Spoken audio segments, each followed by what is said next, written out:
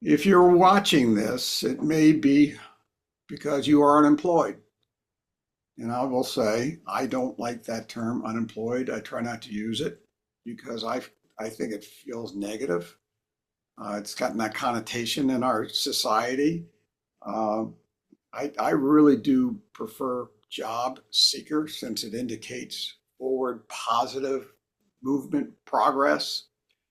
The realities of today's job market are known well, uh, especially in the Washington, D.C. area. A lot of people have been dismissed, many with little warning. We do know that 160,000 took an early out. Others were surprised at some point in the day when they came in. They had a job, and all of a sudden they were shown the door. I don't know exactly how many government employees have lost their jobs, uh, and we haven't even started talking about the contractors who are in the same position. So, what does that bring us to? Another reality: job seekers must be proactive. Uh, that means more than looking at the job boards, and we'll cover that later. My name is David Riss. I am an executive recruiter, a principal with the McCormick Group. My focus is legal in the legislative world. Of course, I have colleagues at the McCormick Group who work in other areas. Again, I am joined by Linda Kempen. Linda is an acclaimed career coach with a specialty in helping her clients to maximize their LinkedIn profiles. The name of her company is Fitting, the business of being visible. Of course, you want to be seen by the employers who need you, and by the recruiters, and by the networkers. Something we're going to talk about, in a couple of minutes. So, Linda, welcome. Thanks, Dave. Such a pleasure to be back on your podcast. I really appreciate the chance to join you again. We've done this a few times before, Yep. and share what clients call my secret sauce when it comes to both LinkedIn and visibility. So, we're going to cover two aspects here. Uh, Obviously, first and foremost, we are going to ensure that your LinkedIn profile is the highly effective career enabler that it should be. And as someone who looks at LinkedIn profiles every day, much of every day, most LinkedIn profiles are not what I would call career enablers. Second, we're going to discuss the positive steps that you need to take to make sure that you are maximizing that career enabler that you've just built out with Linda's help. Linda, why don't you talk about this, your area of specialty? So take it away. Okay, happy to do that. So much has happened in the world of job seeking, and a lot of the times, if we haven't changed jobs in a long time, we don't even know what's been going on. And so what I'm trying to do here is let you see that even if you're on LinkedIn, you might be running, there might be some pitfalls here for you, and that's why it's important to know about these things. So on the left column, this is where if you're not optimizing your profile, these are the things where you may be stuck and inadvertently don't even know about it. So the first one, of course, is just being passed over. And by that, I mean you're on LinkedIn, but nobody can find you, or at least the people that you want to be attracted to, they're not finding you. So, and David's got a little vignette on that he'll share with us in a few minutes. Next of all, on there's a presumption that, and I think right by the recruiters, rightly so, that you're not tech savvy if you're not using your LinkedIn fully and properly. So if you just kind of put your toe in the water for a little bit and then think that's enough, it's not going to be enough. You can't just come and run. So next we have the possibility of low energy. Now, what does that mean? It means, well, I put it together, but it really doesn't tell anybody too much about me. There's no color, what I call color commentary. We need that in order to attract the Davids of the world who are searching all the time, probably over 100 people a day, and truly, and they want to find people who they think are going to be a good fit, but they're vetting you fully in advance behind the scenes, long before they reach out to you. So you've got to show up and really focus on how you're coming across to that recruiter or hiring manager. And then ageism, last but not least, on this side of the tower, if you will, is something a lot of us worry about with good reason. But the ways in which you can counter that, is basically going to be the piece that we're going to look at here now that David's moving us over to. So on the optimize side, the link of the LinkedIn profile, this is the purple tower here. Really, the tool of choice for the recruiters, for the Davids of the world here, is very much LinkedIn. And if you're out there and not really into it or not in it at all, you're missing out completely, because if you want to play in the sandbox together, you need to be using the same tool of choice that the recruiters are using, and you've got to do it, not just be there, but be there in a well and solid and wonderful mood. So moving from that, we have some benefits here for sure. Basically, the first of all, increasing your visibility and findability, and those are critically important. That's why my business is the business of being visible, because the visibility is the make or break for us. And if you're not getting it, you're not getting the attention you deserve. You're not getting the attraction from other people. And then last but not least, we've got two more pieces here. We've got competitive positioning. So you've got to separate yourself from the competition, not just be there. Think about all the people on LinkedIn. We have over 1 billion people, that's with a B, over 1 billion people now on LinkedIn. So think about it just in this terms of digital marketing, for example. Go in, look on LinkedIn and see how many people are in just that category alone. Over several thousand, to be sure. So that's why for each of us, we have to figure out how can we shine, how can we show up better, and how can we compete effectively in this digital market. So, and last but not least, and this is something that people don't really think about very much, although certainly anybody who's trying to hire you is thinking about it, particularly if you're client facing. So the sphere of influence is hugely important. That's who you know and how big your network is, not just in terms of how it's not a volume issue. It's more an issue of who can you relate to and help reaching out to when you need the help and you need to get something to move forward. And in the case of job seekers, what very often happens is that it's not your immediate group that you know that's going to help you land. It's going to be somebody that's one step removed from where you are right now. And that happens almost all the time. David, what would you like to share on this? Yeah, so a couple of things. I do really want to amplify that folks who do what I do, if I take on a new search assignment, the very first place that I look, LinkedIn. Of course, being a professional recruiter, I have access to other databases, but the first place I look on every search assignment is LinkedIn. That really helps me to understand the landscape. And that, and I share that because I talk to a lot of job seekers and I talk to them about their LinkedIn profiles and they go, ho hum. And then I tell them, well, that's the first place that recruiters look. And they're surprised by that. And all of a sudden they're engaged. Okay, so tell me how I can fix this. The second thing I want to talk about very briefly is the sphere of influence. It's part of your job seeking mode is to cultivate relationships with those people in your orbit who are natural connectors. I'll define that a little bit more in just a minute. And you also want to cultivate relationships with the leaders in your area of expertise. LinkedIn can help you to do that, and you should not be shy about reaching out to the folks who are the known leaders in your area of expertise. They will help you more so than you think. So,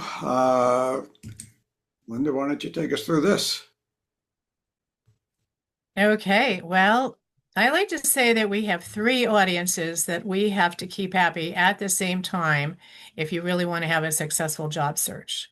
So this is going to really incorporate all the things that are going on behind the scenes, how LinkedIn really works, and what you need to be cognizant of so that you don't not necessarily make mistakes, but most of the time we just don't go far enough. So let's look at these. So the first, excuse me, on the first job, the first one here, I call this Help LinkedIn Help You, and this is really the non-human side of this process of the three. So your this is your not because it's your non-human friend. And why? Because it's basically what's going on in the database behind the scenes. And that's what's happening there. And you've heard about keywords for sure at this point.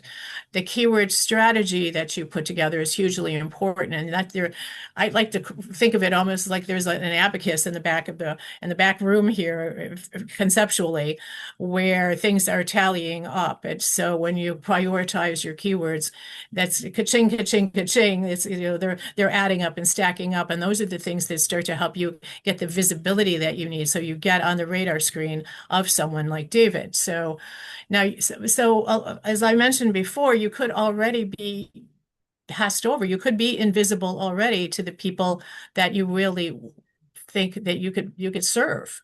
And so what happens again is that we don't have a lot of times what happens, I'll really go to the next point here, is that you're trying to be all things to all people.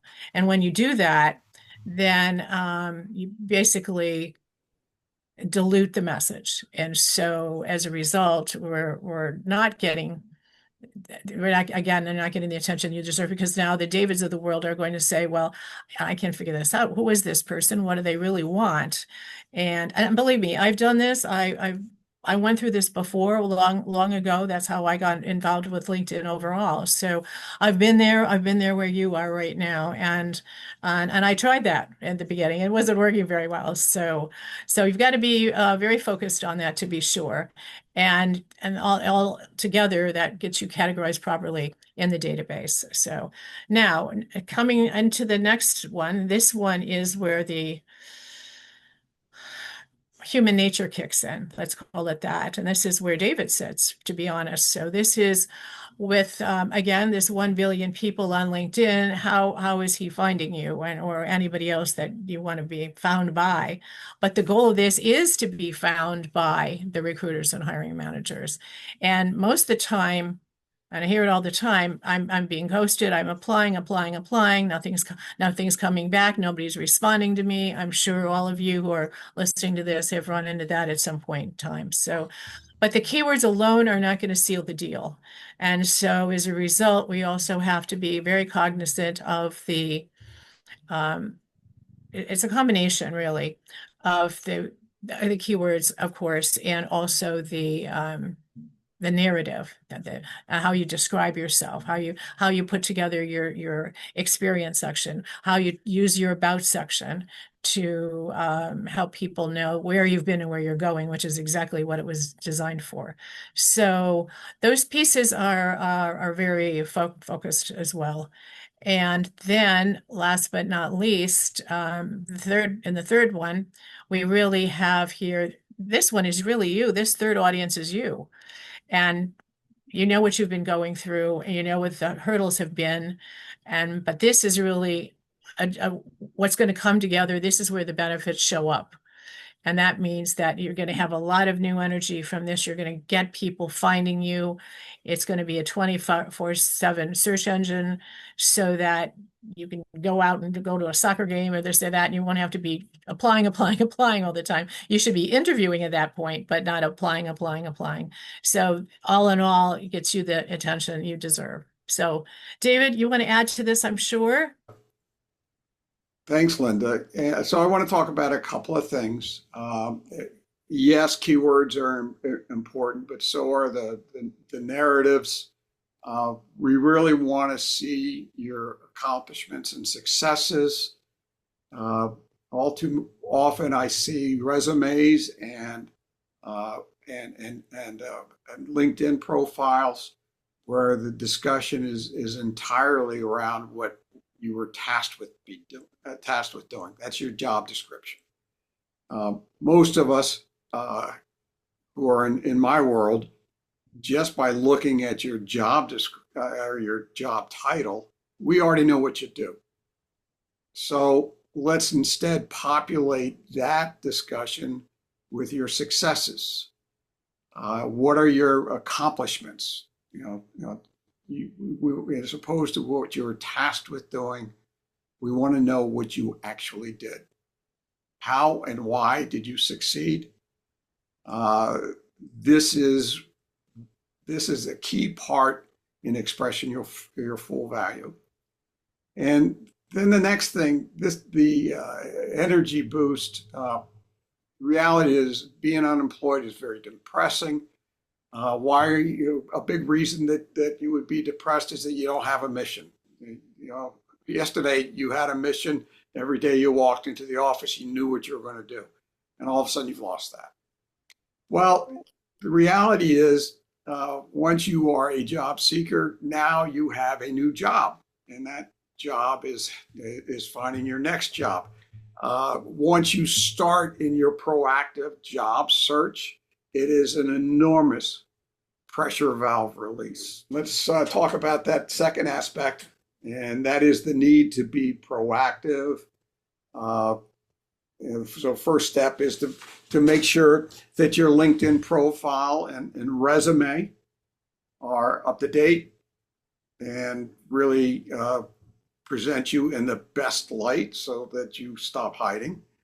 And start thinking about your new job, your present job, which is finding your next job.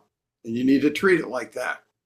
So what do you want to do? Well, of course, you want to monitor and be active on the job boards.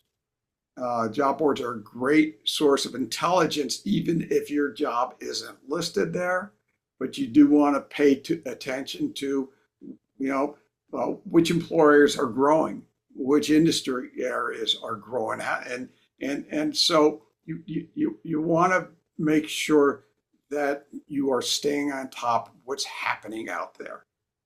And the job boards are a great source for that kind of information. You also want to stay in contact with your network. LinkedIn is really a very positive tool for that, obviously. You want to find your connections, former coworkers, former employers, build the level of rings, the concentric rings that are your network. The first level are the people that you know really well. That's your first level connections. But you want to reach out to the connections of your connections. The objective here is you are looking to gain warm introductions to potential employers. Also include in that building out of your network, include the leaders in your industry. Don't be shy. And I know that's Mr. and Mrs. Big, but reach out to them. They are probably going to be much more receptive than you think. You want to reach in and identify and connect with those folks that those folks who seem to know everybody.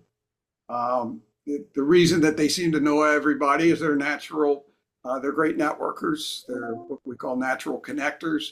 Reach out to them, make sure that they're aware of you and your situation. Then the next piece, and this is really critical, is that you want to start tapping into the hidden job market. And so, let's talk about the hidden job market. The reality is the vast majority of available positions out there are never posted. They don't show up on job boards. And so they are in fact hidden from folks like yourself. So what do you want to do? You want to identify the organizations that are most likely to benefit from your skill set. You want to figure out where you fit within the organizational structure. And you want to get your LinkedIn profile and resume in the hands of whoever it is that you're likely to be, is likely to be your boss. You could use email. You could use LinkedIn. You can reach back into your network and get someone on your network to make a warm introduction. So those are all ways to attack that hidden job market. You can Google that phrase. It's hidden job market. It's also known as the unknown job market. So let's talk about building your brand. Again, LinkedIn is terrific about that. Why is that important? Employers love thought leaders. So you want to be active on LinkedIn. That's not just perusing LinkedIn and expanding your connections, but also make sure that you are active in participating in sharing information about what's going on in your industry sector. It's very simple to do. Find articles that others have posted, comment on it, and share it yourself. Linda can work with you on how to do that. So what we're not doing here, we're not talking about interviewing skills, negotiating, or how to select that one job of the 4 that you've just been offered. And by the way, once you get very active and once you start attacking that hidden job market, the recruiters start to reach out to you also, because you have really beefed up your LinkedIn profile. And how terrific is that you're starting to hear from recruiters? In closing, let's talk about this. The challenge is in front of you. It's your new job, finding that next job. So create it with urgency. The clock is ticking. So let's get proactive and let's start doing that today. Linda, what do you think? I agree. I think sometimes people are overwhelmed or they don't know what to do in terms of LinkedIn or how to start. So the best thing you can do, and this is another piece that's difficult because we've lost our job and we have a very hard time holding on to that.